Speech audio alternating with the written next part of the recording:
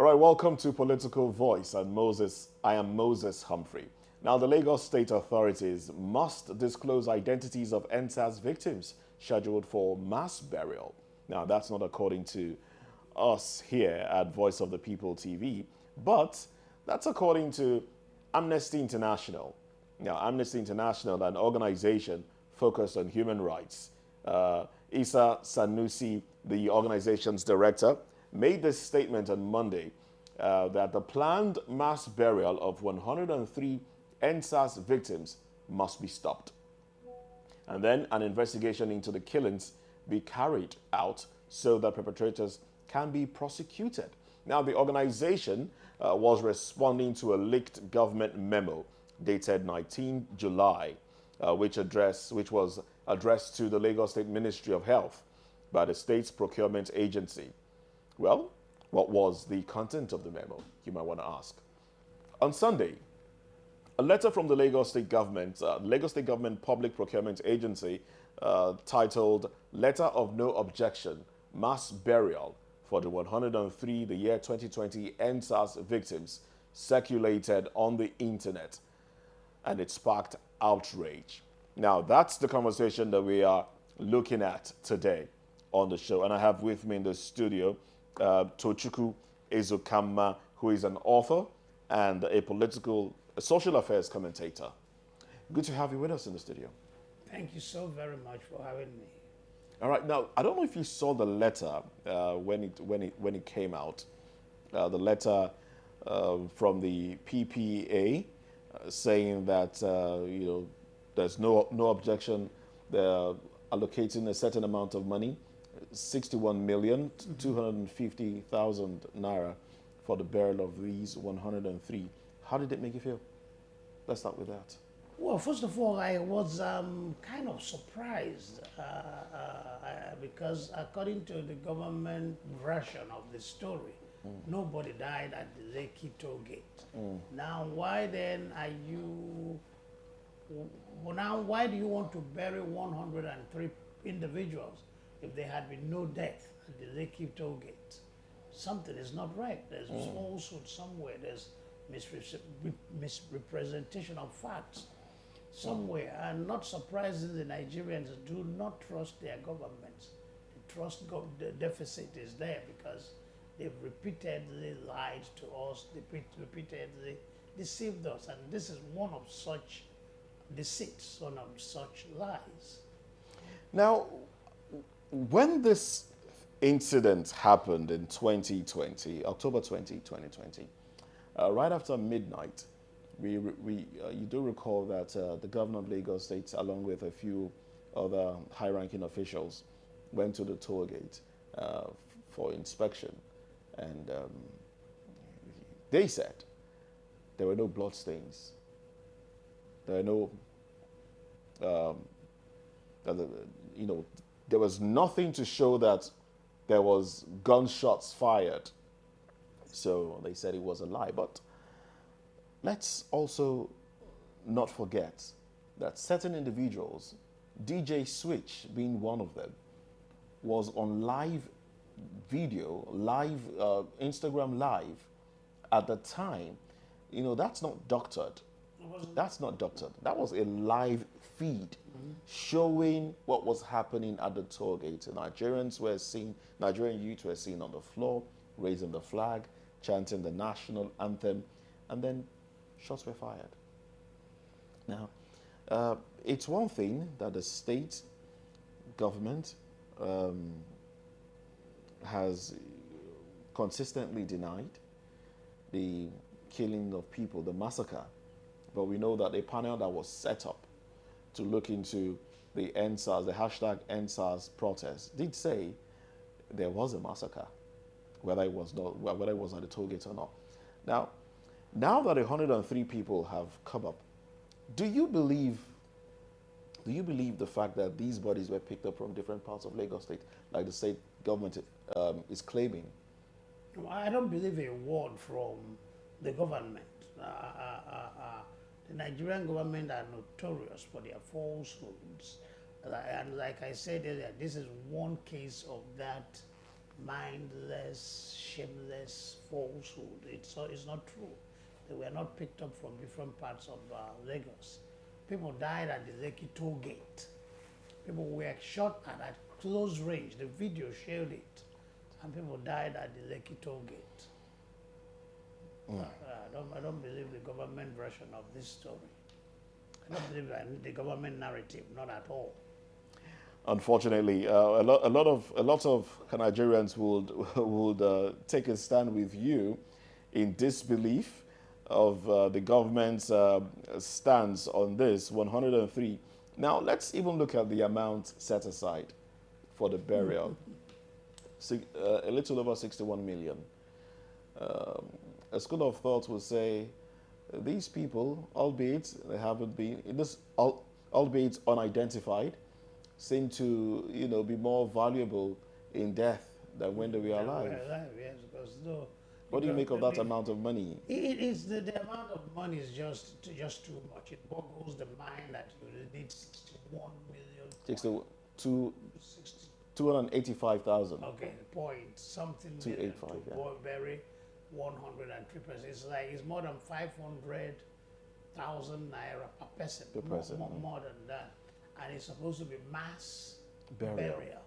Which would mean putting a lot more people in one spot, isn't it? Yeah, just hauling people into their graves and covering them up. So it's not an elaborate kind of burial where you that is supposed to be, that can be expensive. So it's the same corruption that has eaten so deep into the fabric of Nigeria. So everything is done with an intention to make money, to enrich some individuals, It's all the corruption and patronage that dominate Nigerian politics. It's a lot of money for such a burial. So now that Amnesty International has come out to say, look, let's identify.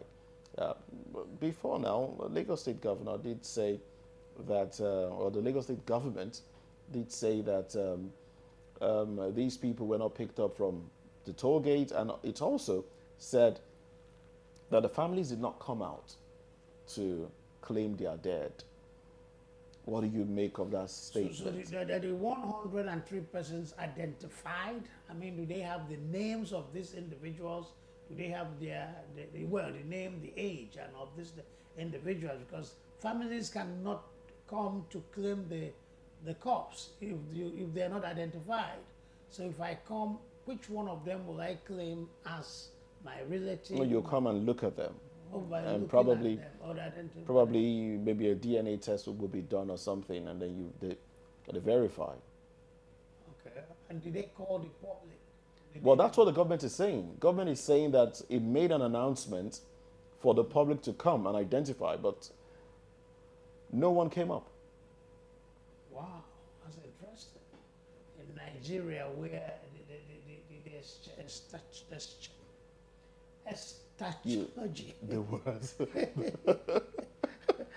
the words seem to fail you. Yes. Well, I'm not in my best moods in the morning. I'm a night person, so in the mornings I struggle with everything. The eschatology in Igbo land, for example, places a lot of emphasis on elaborate burial for the dead.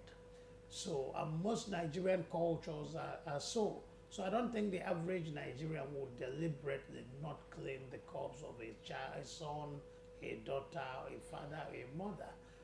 So the government needs to all over again, start the process again, and and then invite family members, those that lost loved ones in the EndSARS protest, to come. But I don't believe they made that effort already. And then when they come, share this money. They need to be compensated, but give them the money though for the burial of their loved ones. You mean the families should be given the money? Yes, the 61 million should be divided amongst them. But there's so much deceit. And let me make a point about the EndSARS protest. For a long time, we disparaged the Nigerian youth. Oh, these guys are all 419. Oh, these guys, they want not something for nothing. These guys are lazy and so on and so forth. But the EndSARS movement kind of changed my attitude towards Nigerian youth, because I was at some of those their gathering points, and I was so impressed. The organization, the peacefulness, the orderliness. The Which ones did you cleanliness. attend? I was at the two Ikeja under bridges. There was the one by Computer Village and the one by the General Hospital. I went there, and they played music, they danced to the music, but everything was peaceful. Everything was organized. And they were standing up, exercising their constitutional right to free, to protest, peaceful protest, and freedom of expression. And they had legitimate reasons for the protest. They started with police brutality, but then other factors got involved. They wanted accountability, they wanted transparency, they wanted the powers that be to treat Nigerians with respect and civility, because this is our country. We have elected you to serve us. You can't trample on us because the era of slavery is over. So the government had no reason whatsoever to attack those young men who were out there waving the Nigerian flag, singing the national anthem, protesting peacefully, all in line with the stipulations of the Constitution. And then the footage, the TV footage showed it, not the video, the live feed. Showed it very clearly as soldiers moved in. And some of these young youths were shouting, they are shooting at us, they are beginning to shoot at us. It was all vivid, it was all clear, it was all glaring. So for any government official in the name of politics, for whatever consideration, to come and lie to Nigerians so brazenly, it boggles the mind, it breaks the heart, it makes you want to cry. To shoot at young men and young women like that, the future of this country, waste them under that circumstance, leaves so much to be desired leaves so much to be desired. The present government, the party in power will answer to Nigerians one day. No, but government was of the opinion that the protest was hijacked. That was why the military, nobody hijacked the protest. We saw videos showing men looking like DSS officials dropping tongues and giving them directions on what to do, so as to disrupt the peaceful protest and give it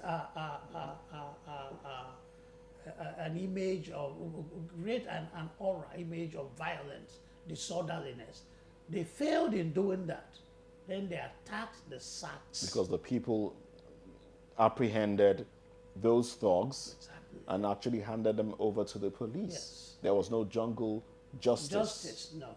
Because the SACs movement was dominated by educated and professional youths. They were not a congregation of thugs and roughnecks and ruffians. It was after the shooting that people were angered. In that rage, that's when the thugs joined in to loot, to destroy, to burn. But it was in anger. It was triggered by the shooting of unarmed, innocent, peaceful demonstrators. All right. Now, we do know that Lagos State Head of Service, Muri Okwala, when he was questioned by the panel set up to look into the EndSARS incident, he did say that they visited hospitals and there was nobody with bullet wounds at the hospitals. He said, even though the video of him visiting the hospital, the lawyer argued that the video seemed to have been doctored, because it was blurry at some point. But he did say that the victims, those they saw at the hospitals, where they had machete cuts and other injuries, but there were no bullet wounds. Now, what do you make of that statement, where you juxtapose that with the fact that some other people have been compensated by the government, the federal government, for sustaining bullet wounds and for losing loved ones as a result of the entire protest that took place around some places, some major cities in Nigeria. How do you now juxtapose, that, especially in Lagos? Let's talk about Muriokola in Lagos now. The federal government respected the fact that people died in the due to the panel that was set up. Okay. The federal government had to compensate a few people. That it was government agents that were responsible for the death of these individuals. So. And I did say here, I think I said here some days back, or was it yesterday, that I personally saw some people being shot at somewhere around Adekunle in Yaba. Some people were being shot at because it was said that they were trying to destroy properties. There was a destruction of properties that followed. Well, that was after the shooting. After the shooting. Before the shooting, everything was orderly. Everything was peaceful. But Nigerians, especially the Nigerian youths, got angered after the shooting. And that was when some of them went on a rampage. So we have to separate the two. Yeah, people could have been shot during the rampage, the burning and looting and tearing down. But before then, before then, there was no such looting and tearing down of anything.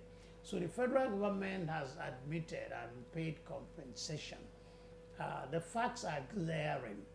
But the politicians and their agents in the civil service, the civil servant has to retain his job. So he better dance to the tune of his master's music. The state secretary to, what do you call it, permanent secretary? To head of the service. Oh, head of service. Head of service, yeah. Who is a bureaucrat and can lose his job readily if he doesn't respect the opinions of his masters. So I read some of the things it said, that the video was bad because they couldn't get to certain parts of the hospital. The hospital barred a camera beyond a certain point. But it's all in line with the falsehood of the administration. This is all suffocating mendacity. You lie so much that it starts suffocating human beings. That's the point they have pushed this to. So it's all doctored, it's all messed up, it's all lies. So let's look at what Amnesty International is asking for now. Is there something that can be done? That should be done. That should be done. That should be done, yes. I'm in support of Samuel. Sanusi? Is that Sanusi, not Samuel? Okay, yes. It's something that should be done. Whether the Nigerian government will have the courage and decency to do it is another thing. Okay, now, if it's going to be done, how should it be done? In your own words. There are experts in that area. I mean, should the pictures of these bodies be made public? Should we have full frame pictures for us to see? Okay, maybe, or should it be made public? Should people now go to a certain hospital or the morgue to look at them, identify them? Should the case be thrown open? There are a lot of things. It should be thrown open. There are some people that live in Lagos, and there are people who live way back in the villages. And some of these people in the villages are so indigent that they cannot readily afford repeated visits to Lagos. So it should be thrown open and the pictures shown, so that even a family somewhere in the village, some village outpost, who is wondering what has happened to their loved ones, can look at these pictures and say, okay, this is my son. Okay, he was one of those that was killed. So it should be thrown open. It should be plain, direct, open. No concealment, no secrecy of any sort. This is a democracy. That's the thrill of democracy, the openness of democracy versus the dictatorial secretiveness of authoritarianism. So it should be thrown open. And when it's thrown open, are we sure that Nigerians who might be able to identify their deaths will not be stigmatized or victimized? By who? By the government. Maybe by the government or maybe by the media to say, oh, okay, you didn't train your child well. Maybe that's why your child was on the street. Protesting in a democracy is an act of irresponsibility, is lawlessness, is criminality. Well, I've never had that before. as we rightly know, now the government is saying these killings did not happen at the toll gate where the protest. We all know that they are lying, and Nigerians are used to their government lying to them. Okay, but let's look at what the government is saying now. The government is saying, be it a lie or not, the government is saying killings took place in other parts of the country, in other parts of the state. Yes. And what happened in other parts of the state was a breakdown of law and order, where people took laws into their hands and were destroying public properties. Now, if it is established that these people were part of those that destroyed public properties, wouldn't that bring some sort of stigma to the family, to the name of the families that they represent? No, it doesn't bring stigma to the name. A problem of the youth, one problem of the youth is extremism. And the thing is that there was something that triggered the youth, the mass murder of the innocent, the mass murder of the national anthem singing, flag waving, innocent young men and women. That was what triggered it. And we are human beings. We can get emotional. We can overreact, especially among the youth. In France, there was a protest that led to breaking of stores and looting of stores. The thing was that these guys had legitimate reasons. Those that break the law should be apprehended, arrested. These men were not armed. So the police could not have been afraid of their shooting at the police. So if a man is breaking into a store and is not armed, you have no business shooting at him. The police shoots to kill when his own life is in danger. But if the man in question is not in any way threatening the life of the policeman, then the use of a firearm in dealing with the man is wrong. It's against the law.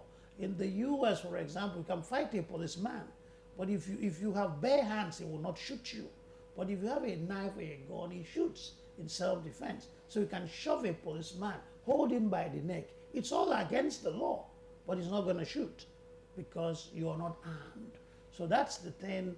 There was excessive use of force, which is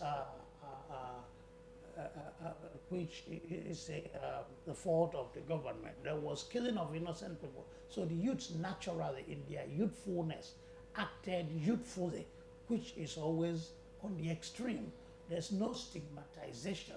If you train your child and tell your child, remain indifferent, remain docile in the face of injustice, then you've given him a bad training. It's that man that say, no, stand up for justice, stand up for what is right, that is the good parent. So now let's look at this. Shouldn't we be worried that with the way the whole thing is unfolding, the whole episode, victims and their families may not have closure anywhere around the corner just yet? Yeah, closure comes after the funeral and after the burial of the dead. We all know that somehow people die. The young, the old die somehow. But it's when there remains uncertainty. That's why each time I hear about a child being kidnapped, it traumatizes me. Because the parent of a child that got kidnapped will never have closure. Where is he or where is she? Is he alive, sold into slavery, adopted into a house, reused for ritual? That will haunt the parents for life. But if a child dies and is buried, and you see this conclusiveness to it, then you have closure. So closure will come once the corpses are handed to their families and their families go through the funeral process and they are buried.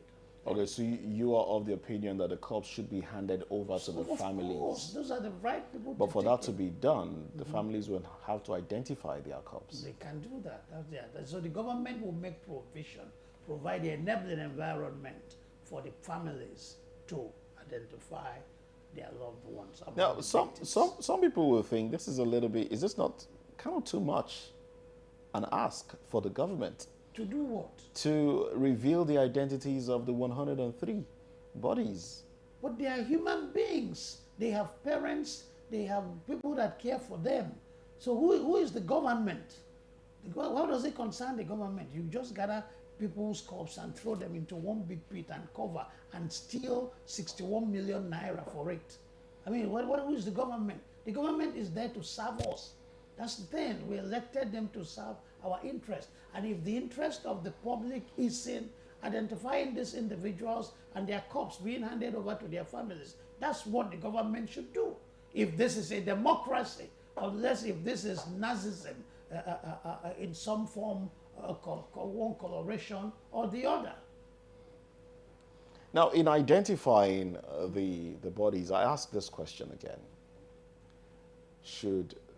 Would it be gory? Would it be gory to put up the images of these corpses on maybe social media or television for people to start looking and say, okay, maybe I know this person or I know the family? Because there's a possibility that some family members may not reside in Lagos. Some family members may not have access to television right now. Some family members might have maybe left the country or something. So would it be okay, or would it be a little bit gory to have the pictures, maybe properly dressed and all of that, put up on social media? Pictures of the dead. Pictures of the dead. Broken heads. If that's what they have. That might be too extreme. That may not be what to do. For people to identify. This is not the first time such a thing is happening in history.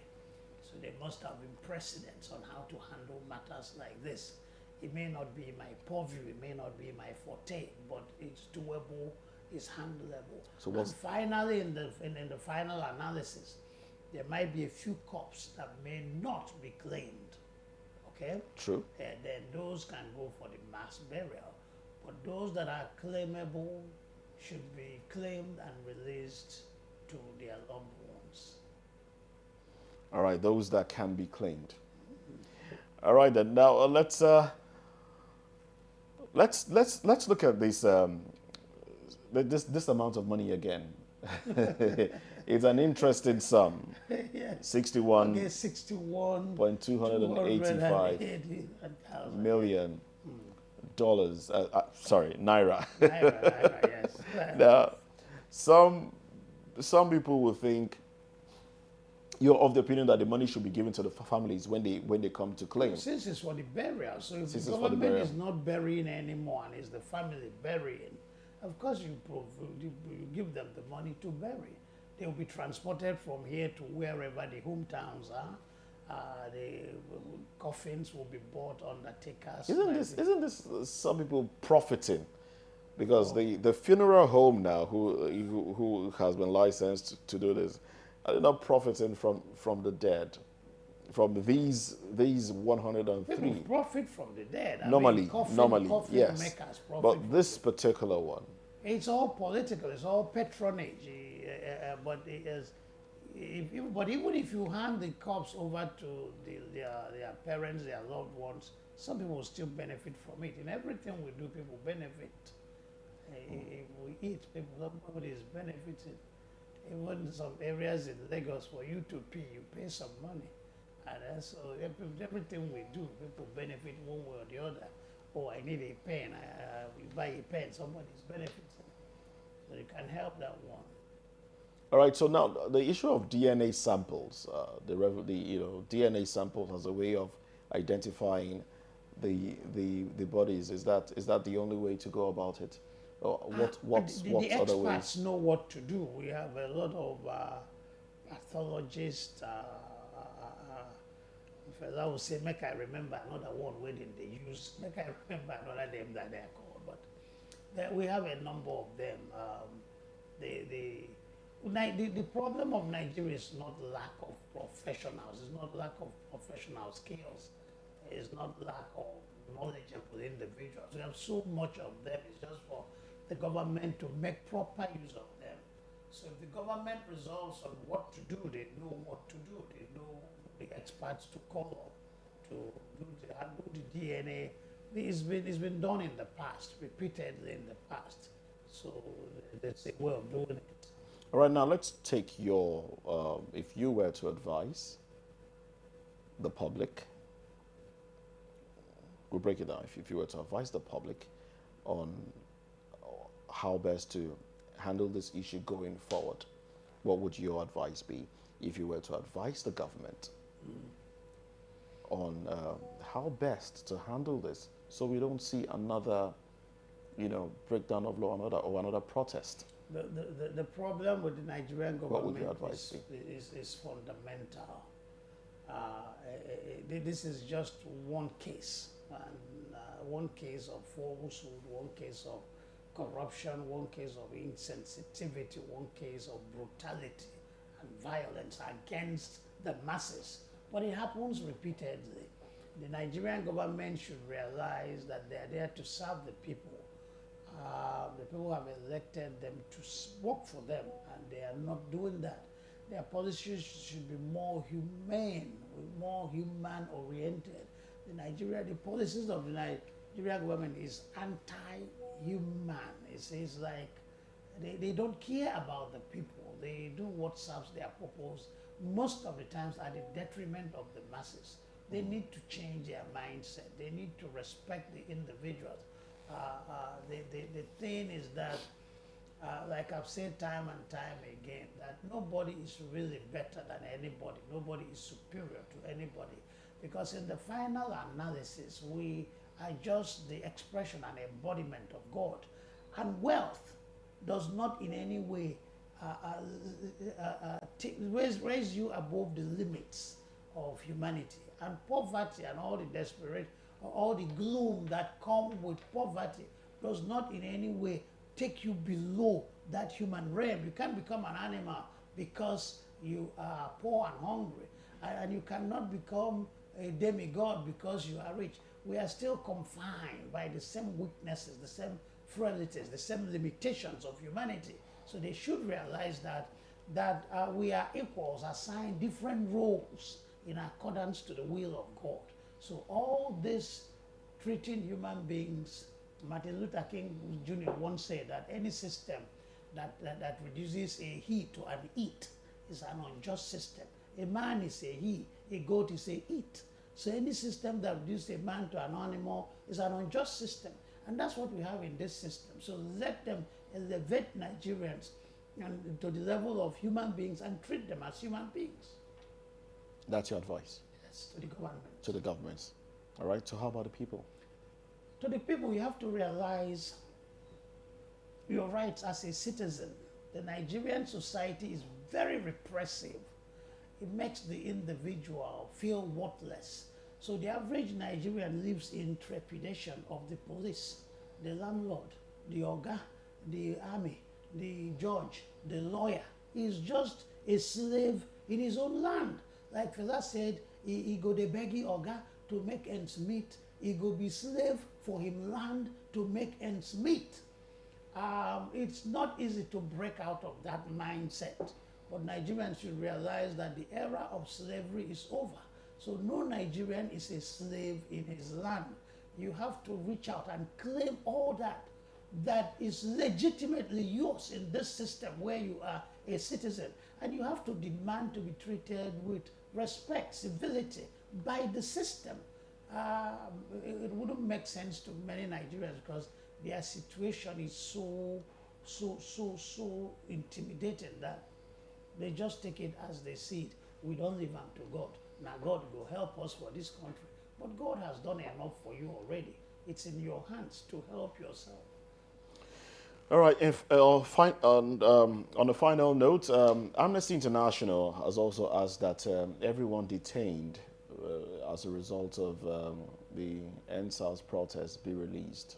What's your stance on that? I'm surprised. I'm terribly surprised that some people have been in detention since the EndSARS Protests. They're still detaining some people since then. Yes. What was charged For different what? infractions, maybe for destruction of properties and all of that. Okay, the aftermath. Those arrested. Okay. Those arrested. For tearing down and breaking up the system. Oh, that's a different thing. My sympathy is with the youth that organized this movement against social injustice, against police brutality, against misgovernment, against greed and corruption in the system. But those that came after to loot and shoot at policemen and burn down cars, I am not exceptionally sympathetic to them. I don't think anyone shot at Police. yes. Okay, I don't think anyone I did. was stretching the facts. Okay. That burnt down police stations. Okay. Those were acts of criminality, and a criminal should be punished, or the law becomes of no use, of no effect. So my sympathy is not for those. All right then. Thank you very much, Mr.